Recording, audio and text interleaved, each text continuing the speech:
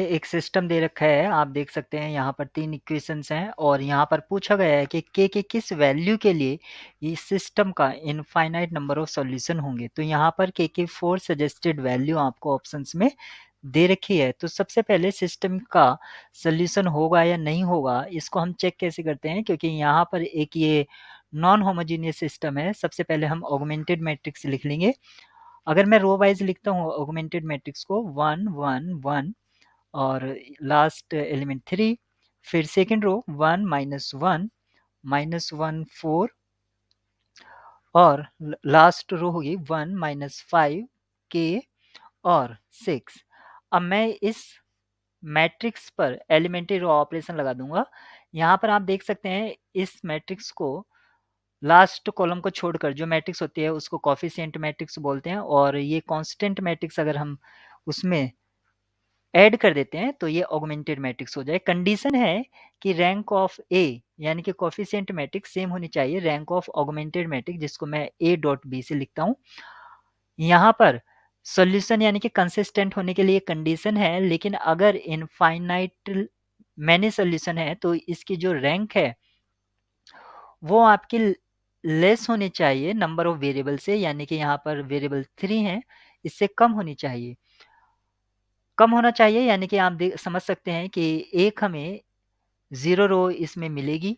तो सबसे पहले मैं इस पर एलिमेंट्री रो ऑपरेशन अप्लाई करता हूँ और देखता हूँ कि मुझे क्या फॉर्म हो रहा है। एलिमेंट्री रो ऑपरेशन अप्लाई करने पर फर्स्ट रो को मैं ऐसे ही रखता हूँ, यानी कि उसमें कोई चेंजेस नहीं करता हूँ, 1 1 1 3। सेकेंड रो को मैं चेंज करता हूँ, यानी कि R2 माइनस R1 अप्लाई कर देता हूँ, -2 1। और सिमिलरली मैं थर्ड रो में भी वही चेंज करता हूँ, यानी कि R3 माइनस R1, ये मुझे मिलेगा 0 -6 k -1 और 3। अब मैं फिर से R3 पर एलिमेंट्री रो ऑपरेशन लगाता हूँ, यानी कि क्या लगाऊंगा, R3 को मैं चेंज कर रहा हूँ R3 माइनस 3 टाइम्स R2। तो ये इक्विवेलेंट मैट्रिक्स हमें मिलेगा।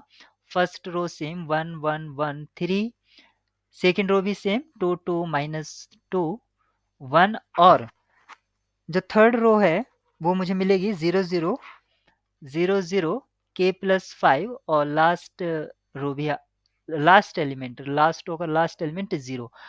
अब यहाँ पर ये देख सकते हैं इतना ये आपका कोफिशिएंट मैट्रिक्स है, और कोफिशिएंट मैट्रिक्स की ये लास्ट एंट्री है k +5। अगर k +5 नॉन जीरो हो जाए तो इसका जो रैंक होगा वो आपका 3 हो जाएगा, जबकि हमें क्या चाहिए, इनफाइनाइट नंबर ऑफ सॉल्यूशन चाहिए, और इनफाइनाइट नंबर ऑफ सॉल्यूशन होने के लिए यहाँ पर जो रैंक है वो 3 से कम होना चाहिए। इसका मतलब क्या हुआ कि k +5 की वैल्यू 0 होगी। इससे हम ये कह सकते हैं कि k = -5 होना चाहिए। अगर हमें इसके इनफाइनाइट नंबर ऑफ सॉल्यूशन चाहिए तो k = -5, ऑप्शन ए करेक्ट होगा।